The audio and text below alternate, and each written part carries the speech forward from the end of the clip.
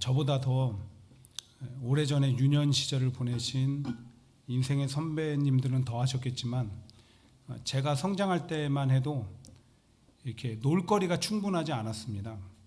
그저 학교 다녀오면 뭐 숙제 좀 해놓고, 사실은 숙제 안 해놓고 나갈 때가 더 많았지만 그 동네에 이렇게 꼭 모이는 장소가 있어요. 거기에 나가면 여지없이 애들이 모여 있죠. 모여서 팽이치기, 딱지놀이, 술래잡기, 그리고 1, 2, 3, 4 기억나세요?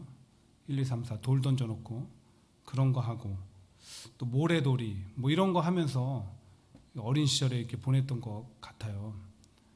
그래서 제 왼쪽 엄지손가락 이쪽에도 보면 요만큼 찢어진 꼬맨 자국이 있어요. 이게 뭐냐면 애들하고 깨진 유리 조각, 항아리 조각 가지고 모래놀이 하다가 찢어져 가지고 꼬맨 추억의 상처입니다. 어쨌든 그렇게 한참 놀고 있으면 여지없이 비슷한 시간에 엄마들의 목소리가 들려요. 아무개야 그만 놀고 밥 먹어라. 확성기를 틀어놓은 것도 아닌데 이상하게 우리 귀에는 우리 엄마 목소리가 정확히 꽂혔어요. 그러면 마치 이렇게 물가에 물고기 떼에 다가가면 막 물고기가 확 흩어지는 것처럼 순식간에 애들이 공터에서 다 흩어졌어요. 각자 집으로 돌아간 거죠. 근데 만약 어떤 아이가 불러주는 이도 없고 돌아갈 데도 없어서 다 돌아갔는데 그 공터에 홀로 남아있다고 한번 생각해 보세요. 참 슬프고 쓸쓸하죠.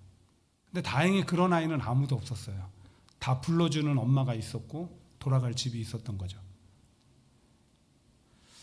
그러고 보면 우리가 돌아갈 곳이 있다라는 것이 그 평소 잊고 살아서 그렇지 참 소중하고요, 행복의 조건이고 축복이라는 생각이 듭니다. 고된 하루 일을 마치고 돌아가 편히 쉴 집이 있다는 것, 긴 여행 끝에 돌아갈 안식처가 있다는 것, 언제든 힘들고 어려울 때면 나를 반겨주는 가족이나 부모님이 계신 그 품이 있다는 것, 휴가를 끝내고 돌아갈 직장이 있다는 것, 한 주간 지친 영혼의 안식을 줄 예배를 드릴 내가 섬기는 교회가 있다는 것 등, 생각하지 않아서 그렇지 곰곰이 생각해 보면 우리에게 돌아갈 곳이 있다는 것은 너무나 놀라운 행복의 조건이고 축복입니다. 근데 지난 시간에 야곱의 인생 끝이 어떠했는지를 살펴보면서 우리가 마주했던 성경 한 구절은 이 돌아갈 곳과 관련해서 우리에게 또 다른 축복이 있음을 일깨워 줍니다. 창세기 49장 33절인데 우리 한번 같이 읽어보도록 하겠습니다. 자, 시작. 야곱이 아들에게 명하기를 마치고 그 발을 침상에 모으고 숨을 거두니 그의 백성에게로 돌아갔더라. 보시는 것처럼 야곱의 죽음에 대해서 그냥 단지 죽었다라고 표현하지 않고 뭐라고 하고 있습니까? 돌아갔다. 돌아가셨다. 근데 뭐 돌아가셨다라는 표현은 우리가 뭐 일상에서 널리 흔하게 사용되는 표현 중에 하나예요. 근데 그 의미가 믿는 자와 믿지 않는 자들은 180도 다르더라고요. 그래서 불신자들은 돌아가셨다라고 하지만 그 다음에 꼭 덧붙이는 말이 있어요. 좋은 데 가셨을 거예요. 좋은 데 계실 거예요. 불확실함이죠. 그리고 그 불확실함, 막연함 때문인지 몰라도 자꾸 뭐 제사나 뭐 이런 뭐 어떤 특별한 기일 뭐 이런 거 따지면서 이런저런 막 이런 걸 해요. 근데 여러분 한번 상식적으로 생각해 보세요. 그거 차려놓는다고 돌아가신 분이 오셔서 드실까요? 안 드셔요. 물론 돌아가신 분의 기일날 가족들이 모여서 그분을 추억하는 일은 얼마든지 할 수 있죠. 근데 돌아가신 분을 위해서 제사를 지내고 음식을 차려놓고 절을 하는 일은 절대로 하지 말아야 됩니다. 그것은 귀신을 섬기는 일이고 하나님이 하지 말라고 하셨고, 그리고 내 스스로 그분이 불안전한 곳에 있다라는 것을 증명하는 일이에요. 좋은 데 가셨다라고 믿지를 못하는 거죠. 근데 신자에게 있어서 돌아가셨다라는 표현은 그 의미가 완전히 다릅니다. 우리는 예수 그리스도를 믿는 믿음으로 말미암아 얻는 구원의 은혜와 그와 동시에 주어지는 그 은혜의 약속에 따라서 확신을 가지고 얘기하는 거예요. 죽음 위에 돌아갈 곳이 어디예요? 하나님이 우리에게 주신 은혜의 약속이 뭐예요? 천국이죠. 너희는 마음에 근심하지 말라. 하나님을 믿으니 또 나를 믿으라. 내 아버지 집에 거할 곳이 많도다. 그렇지 않으면 너희에게 일렀으리라. 내가 너희를 위하여 처소를 예비하러 가노니 가서 너희를 위하여 처소를 예비하면 내가 다시 와서 너희를 내게로 영접하여 나 있는 곳에 너희도 있게 하리라. 그렇습니다. 우리가 야곱의 인생을 통해서 깨닫게 되는 이 돌아갈 곳과 관련된 정말 소중한 인생의 축복은 우리 하나님께서 우리 영혼이 아주 영원토록 안식을 누릴 수 있는 저 천국을 예비하시고 또 허락해 주셨다는 거예요. 우리 모두에게. 누구든 예외가 없어요, 지금. 그래서 우리가 신자의 장례 예배를 그냥 단순히 발인 예배, 장례식이라고 하지 않고 때때로 뭐라고 부릅니까? 천국 환송 예배다. 약속이 있으니까 우리에게는. 미국의 6대 대통령이었던 존 애덤스 퇴임 후에 고향으로 돌아가 사셨대요. 어느 날 친구가 그의 집에 방문한 거예요. 궁금하기도 하고 보고 싶기도 해서. 근데 가서 보니까 너무 낡은 집에 살고 있는 거야. 지붕은 누더기 같고 문과 창문은 바람만 조금 불어도 덜컹덜컹 소리 나고 도저히 사람이 살 수 있는 집같이 보이질 않았습니다. 그래서 친구가 이 애덤스 대통령에게 이렇게 얘기했대요. 야, 그래도 한 나라의 대통령까지 지냈던 자네가 이렇게 초라하게 살면 되겠는가? 이 집은 매우 위험해 보이니까 속히 옮기게나. 내가 도와줄게. 그랬더니 이 애덤스 대통령이 이렇게 얘기했대요. 나도 이 집이 너무 위험하다고 생각해서 조만간에 옮길 생각이라네. 아니, 어디로 옮길 건데? 그랬더니 그때 친구에게 저 하늘을 손가락으로 가르쳤다는 거예요. 저곳으로, 저기에 내 가장 안전하고 편안한 안식처가 있다네. 그렇습니다. 성도들에게는 죽음은 잠시 이 땅에 살다가 하나님 부르심 따라서 영원히 살 우리 집으로 가는 거예요. 이 사실을 믿는 자들은 죽음 앞에 이렇게 덤덤한 겁니다. 아니, 오히려 기뻐할 수 있어요. 죽음의 두려움조차 이기며 기뻐할 수 있게 된 그 비결, 그 근거가 어디에 있어요? 세상 소망에 목숨 걸지 않고 하늘 소망으로 세상의 절망을 이겨낼 수 있는 그 힘이 어디서부터 온다고요? 하나님이 허락하신 구원의 은혜와 저 천국의 약속 때문에. 그것도 아무런 공로가 없잖아요. 여러분 그 일을 위해서 무엇 하셨는데? 아무것도 안 하셨잖아요. 그저 믿음으로 고백한 그 고백으로 인해서 주어진 감히 값을 매길 수 없는 이 놀라운 은혜의 축복, 늘 기억하시면서 그래서 우리는 기뻐하고 감사하며 살아가야 되는 거예요. 근데 우리가 육신의 삶을 마치고 돌아갈 저 하늘나라, 그 천국으로 가서 하나님 아버지와 영원히 산다는 사실이 그렇게 기억하며 감사하고 기뻐할 일이지만 그와 동시에 우리에게 이 남은 생을, 이 땅을 어떻게 살아갈까 고민해야 되는 숙제를 안겨주는 얘기예요. 왜 그러느냐? 우리 천국에 그냥 딸랑딸랑하고 들어가는 게 아니라 어떻게 되죠? 먼저 하나님의 심판대 앞에 서는 거예요. 하나님이 우리가 어떻게 살아왔느냐를 평가하신다니까요. 먼저 요한계시록 20장 22절이 그 사실을 다음같이 증거해 줍니다. 우리 한번 같이 읽어볼게요. 자, 시작. 또 내가 보니 죽은 자들이 큰 자나 작은 자나 그 보좌 앞에 서 있는데 책들이 펴 있고 또 다른 책이 펴졌으니 곧 생명책이라. 죽은 자들이 자기 행위를 따라 책들에 기록된 대로 심판을 받으니. 일반적으로도 사람들이 죽으면 그 사람이 평가를 받습니다. 참 법 없이도 사셨어. 참 선하게 사셨어. 베풀면서 사셨지. 겸손하시고 지혜로우셨어. 또 그런가 하면 또 뭐라고 그래요? 아유, 그만 손에 쥐고 사시지. 좀 베풀며 사시지. 왜 이렇게 좀 고집스러우셨는지 막 이렇게 평가하잖아요.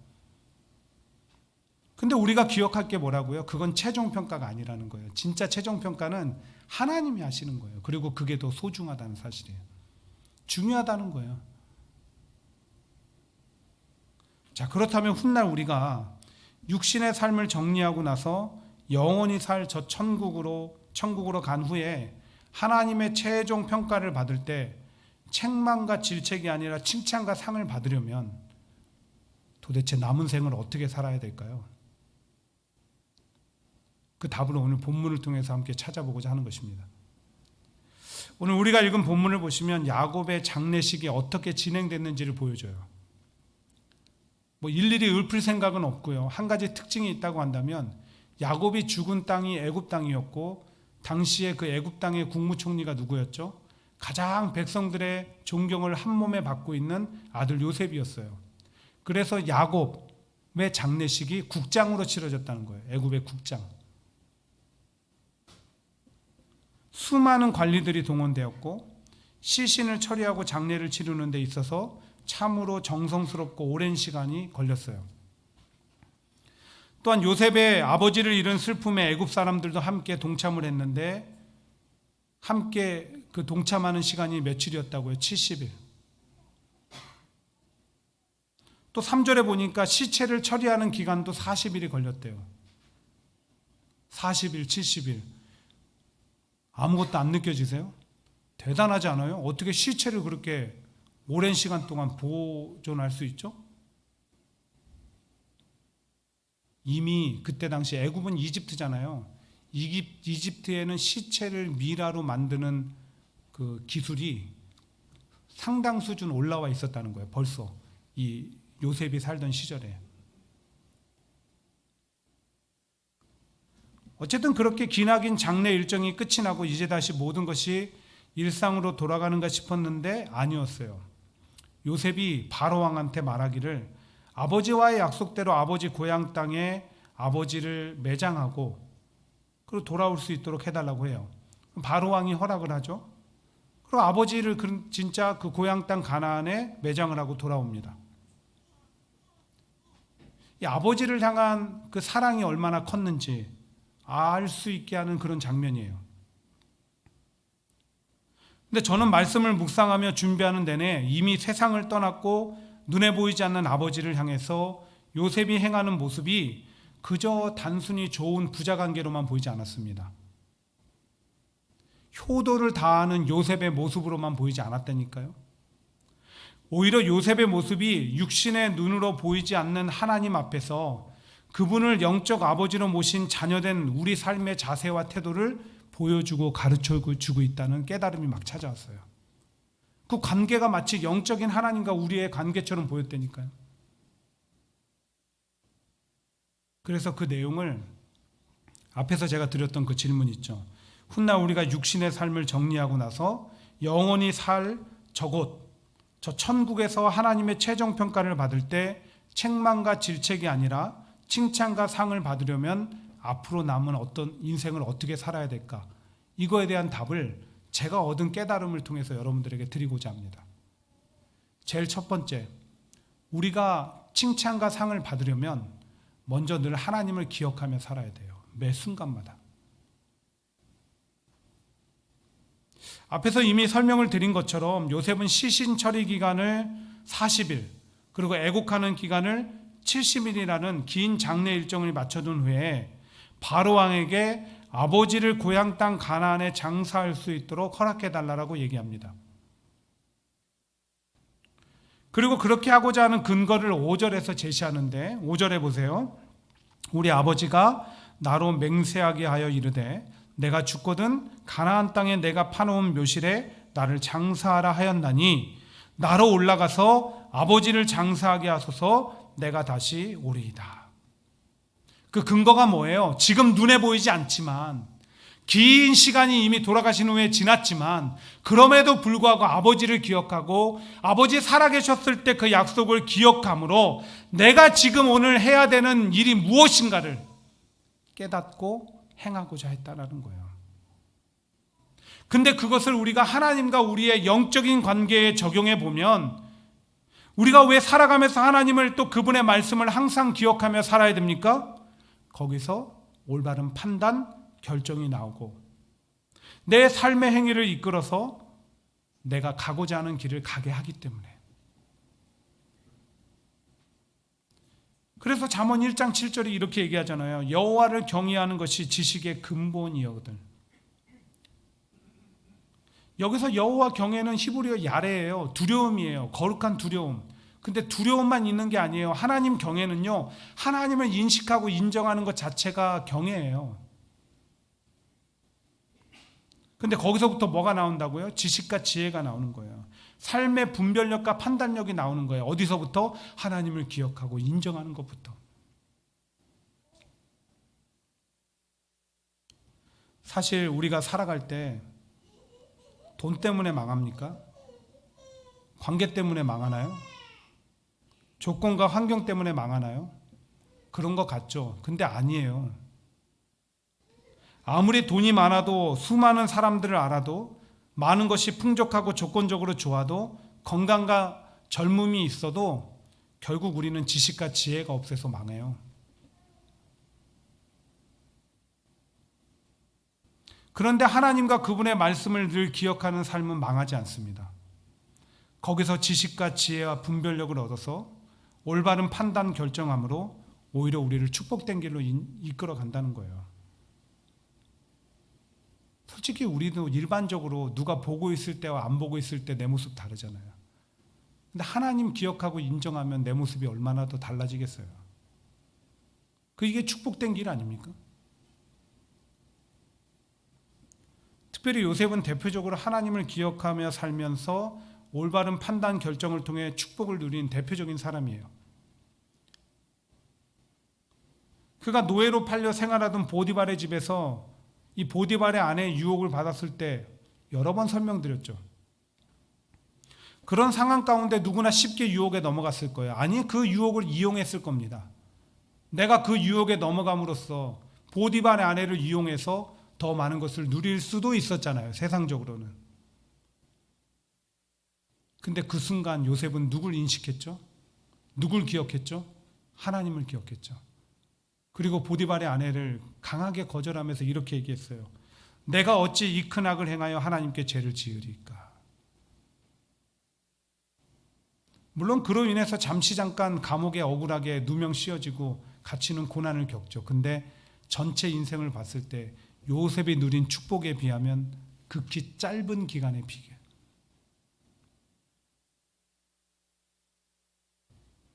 이처럼 우리가 하나님과 그분의 말씀을 기억함으로 얻는 지식과 지혜, 그리고 분별력과 판단력으로 올바른 선택과 결정을 하고 행하면 그것은 곧 삶의 축복으로 연결이 된다는 거예요. 근데 그것을 떠나서 훗날 하나님 앞에 서서 우리가 평가받을 때 늘 교만하여 내 마음과 뜻대로 살다가 온갖 죄로 물들고 고생과 고난만 거듭하다 왔다라고 할 때와 늘 하나님과 그분의 말씀을 기억하며 그 길로 행하며 은혜와 축복을 누리며 살아왔다라고 했을 때 어떤 평가가 더 좋을까요? 말 같지도 않은 질문이라서 대답도 안 하세요? 당연히 후자죠. 그렇게 인생의 진정한 성패는 하나님을 기억하며 살았느냐 아니냐에 달려있다는 거예요. 그래서 신명기는 모세가 광야 가운데 태어난 그 이스라엘 출애굽 2세대들한테 당부하고 전하는 말씀이거든요. 그 신명기에 보시면 하나님을 기억하라라는 것은 20번, 하나님을 잊지 마라는 14번, 총 34번이 하나님을 기억하며 하나님을 잊지 말라라고 당부하는 거예요. 왜? 그게 축복의 길이니까. 올바른 판단력과 선택을 할 수 있는 비결이 되니까. 지식과 지혜의 근거가 되니까. 바라기는 정말 우리 인생이 늘 하나님을 기억함으로, 아니 실제로 내 곁에 계심이 한 번도 떠나지 않으시는 하나님 그분을 늘 인정함으로 올바른 판단과 결정하시고 또 주님이 원하시는 길로 감으로 이 내 생에서도 축복을 받고 훗날 저 천국에서도 하나님이 예비하신 칭찬과 상을 받는 저와 여러분 되시기를 간절히 주의 이름으로 축원드립니다. 두 번째로 우리가 하늘에서 하나님의 칭찬과 상을 받으려면 말씀을 지켜 행하기를 힘써야 된다는 거예요. 곧 말씀을 삶의 지침이자 기준으로 삼고 살아가라는 거예요. 자, 그러고 보면 삶의 기준이 모호한 사람일수록 인생이 갈팡질팡하고요. 그 인생이 위태롭습니다. 기준이 없는 사람들이. 근데 기준이 분명한 사람들은 다르더라고요. 어떤 일에도 흔들리지 않고요. 시에 요동하지도 않고 꿋꿋하게 자기 갈 길을 가요. 왜? 기준이 명확하니까. 근데 이 시대의 문제가 뭐예요? 자꾸 그 기준이 바뀐다는 거예요. 어제까지 옳지 못했던 것이 오늘은 옳은 것으로 바뀌는 게 이 세상 아닙니까? 정치 지도자에 따라서, 문화에 따라서, 돈의 흐름에 따라서 기준이 자꾸 바뀌어요. 게다가 지금은 개인의 감정과 생각이 중요시되는 그런 시대예요. 당장은 그게 좋아 보이고 자유로워 보이죠. 물론 그로 인해서 개개인이 존중받는 좋은 점도 있어요. 그러나 더 많은 경우에 더 많은 문제들을 야기시키고 있다는 거예요. 왜? 기준이 자꾸 흔들리니까. 사람들이 더 무례해지고요. 방종을 일삼고 상대방을 존중하지 않습니다. 그리고 범죄가 이제는 합법화돼요. 기준을 바꿔놔 버리니까.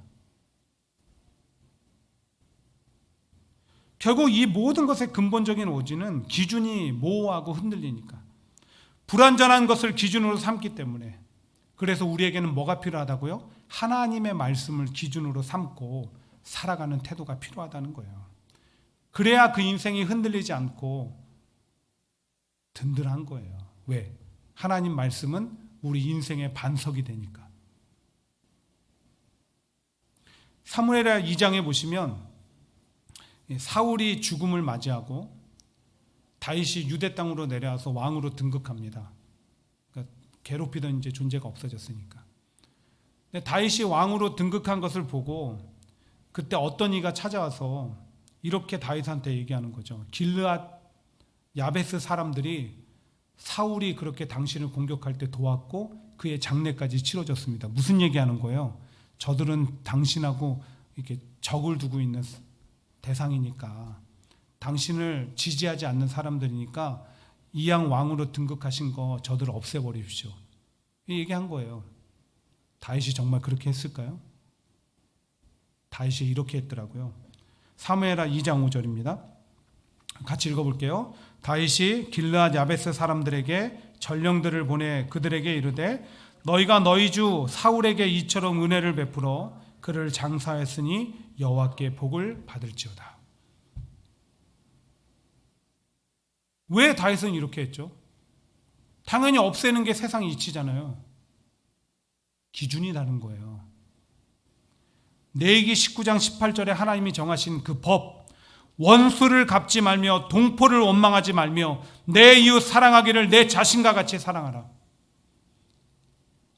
세상의 이치나 사람들의 말이, 권면이 그의 인생의 기준이 않았고 다윗은 하나님 말씀이 인생의 기준이었다는 거예요. 만약 그가 사람들의 말을 듣고 세상 이치를 따랐다고 한다면 우리는 더 이상 다윗을 말씀 시간에 언급하지 않았을 거예요. 왜? 한없이 죄악에 물들고 힘들고 고난스러운 인생을 살았으니까. 죽였으면 또 다른 사람 죽여야 되고 그 죄를 덮기 위해서 또 범죄해야 되고. 저는 우리 인생이 다윗과 같이 되기를 바랍니다. 어떻게 해요? 말씀을 기준으로 삼고 살아가는 삶. 그래서 흔들리지도 요동하지도 않고 당당히 세상 가운데 보여주는, 특별히 동일한 맥락에서 자녀들의 신앙교육, 주일학교 교육이 얼마나 중요한지 몰라요. 왜 그럴까요? 그들은 오늘도 나와서 이 세상을 살아가는 삶의 기준이 어떠한지를 하나씩 배우는 거예요. 얼마나 중요한데요. 그건 모르면서 다른 거 열심 내면서 주일학교 교육 받는데 열심 내지 않는 부모들 잘못 생각하시는 거예요. 그 부모들이 먼저 그 말씀의 기준으로 살아가야 자식들은 그 길을 따라옵니다. 어쨌든 이렇게 우리가 하나님의 말씀을 기준으로 삼고 살아가면 그것이 삶을 지탱하는 반석이 되어 삶이 흔들리지도 요동하지도 않고 위태롭지도 않고 은혜와 축복을 누리는데, 그런데 오늘 본문은 또 다른 유익이 있음을 우리에게 알려주는 거예요. 본문 12절이에요. 보세요. 야곱의 아들들이 아버지가 그들에게 명령한 대로 그를 위해 따라 행하여. 요셉을 비롯한 야곱의 아들들이 돌아가신 아버지의 뜻대로 아버지를 가나안 고향 땅에 묻고 돌아온 것들을 통해서 그들이 이뤘던 건 뭐예요? 아버지의 뜻을 이뤄드렸어요. 마찬가지로 오늘 우리가 살아갈 때 말씀의 기준을 가지고 말씀대로 행하며 살아가면 누구의 뜻을 이뤄드리는 거예요? 하나님 뜻 이뤄드리는 거죠.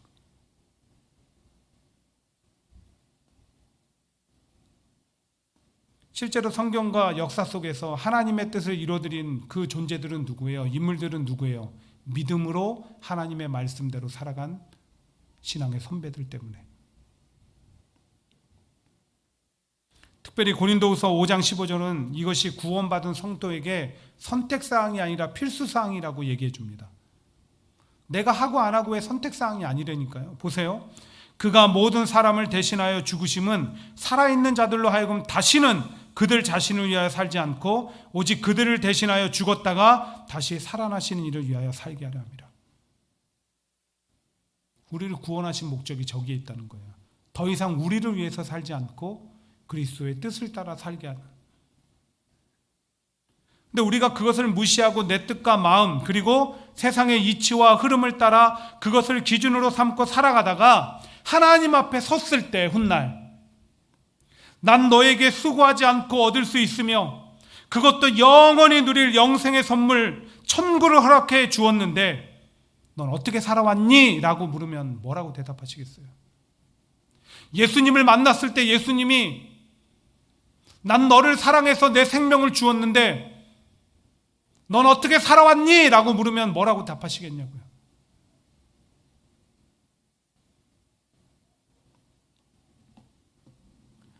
그렇게 훗날 우리가 입이 있어도 말하지 못하는 처지에 처하지 않도록 한 달란트 받았던 자처럼 책망과 질책받지 않을 수 있도록 늘 말씀을 기준으로 삶을 살아갈 수 있기를 바랍니다. 그래야 늘 고백하는 주기도문의 그 한 구절, 하늘의 뜻이 땅에서 이루어진 것 같이 이것을 우리가 실천하면서 훗날 이 땅에서는 나를 기억하는 모든 사람들에게 하나님의 말씀대로 살았다라는 평가를 남기고 천국에서는 하나님 앞에 약속하신 칭찬과 상을 받는 저와 여러분 되시기를 바랍니다. 마지막 하나 더 있습니다. 우리가 저 하늘에서 하나님의 칭찬과 상을 받으려면 오늘 이 현실에 충실하셔야 돼요.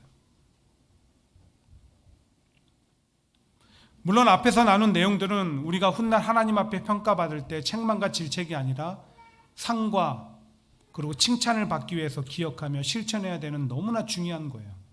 근데 개인적으로 오늘 말씀을 제가 묵상하며 준비할 때 자꾸 제 마음을 자꾸 감동케 하는 구절은 14절이었어요. 14절 보세요. 요셉이 아버지를 장사한 후에 자기 형제와 호상꾼과 함께 애굽으로 돌아왔더라. 아버지를 잃어버린 그 슬픔에 머물러 있을 수 있었는데 아버지가 묻힌 그 가나안 땅에 오랫동안 머물 수 있었는데 아버지를 추억하며 그리워하며 살아갈 수 있었는데 요셉은 현실로 돌아왔다는 거예요. 다 뿌리치고 현실로 돌아왔다는 거예요. 왜요? 아직 자신에게 맡겨진 시간과 일과 사명이 있기에 또한 훗날 천국에서 아버지를 만날 것을 소망하기에 다시 일상으로 돌아와서 현실을 최선을 다해서 살아갔던 거예요.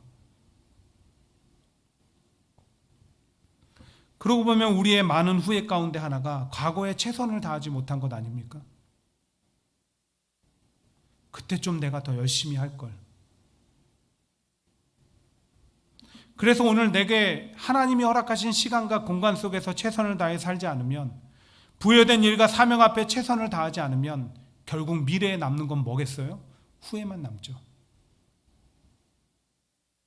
이런 하나님 앞에서도 마찬가지예요. 하나님께서 나를 평가하실 때, 이 땅에서의 삶을 파노라마처럼 펼쳐서 보여주실 때, 삶에 최선을 다한 사람과 그렇지 못한 사람들은 다를 거예요.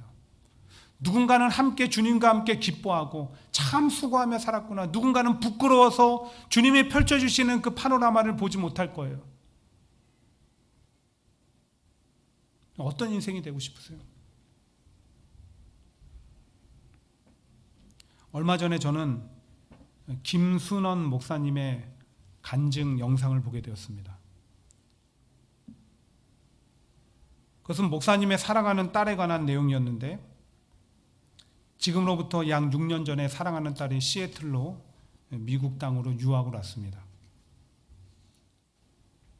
그의 나이 23살.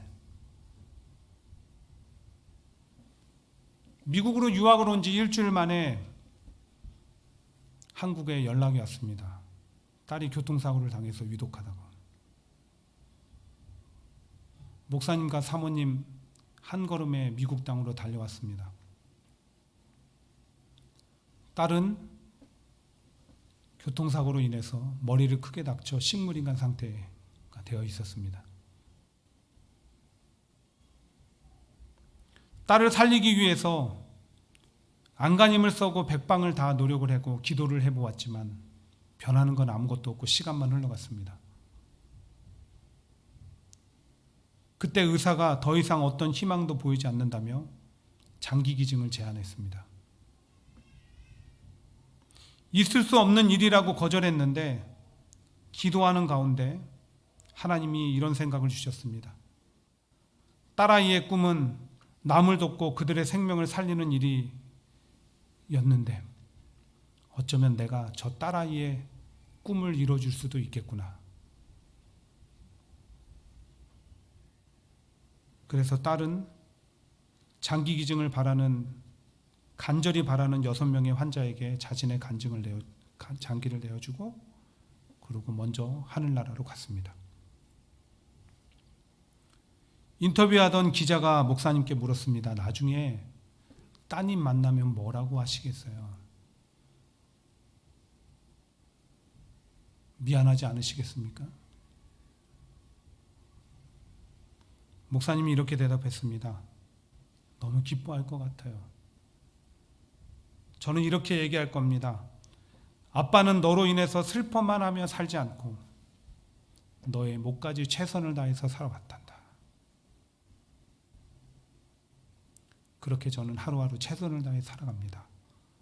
그리고 그런 저를 딸은 반기면서 아빠 수고했어요. 사랑해요. 라고 말할 겁니다.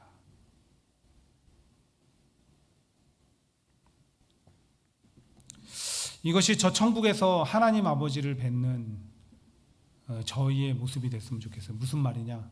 하나님, 최선을 다하면서 살아왔습니다. 하나님이 주어주신 시간과 사명과 그 일들 앞에 그런 하나님이 우리를 보시면서 이렇게 얘기하시겠죠. 수고 많았다, 사랑한다. 말씀을 맺습니다.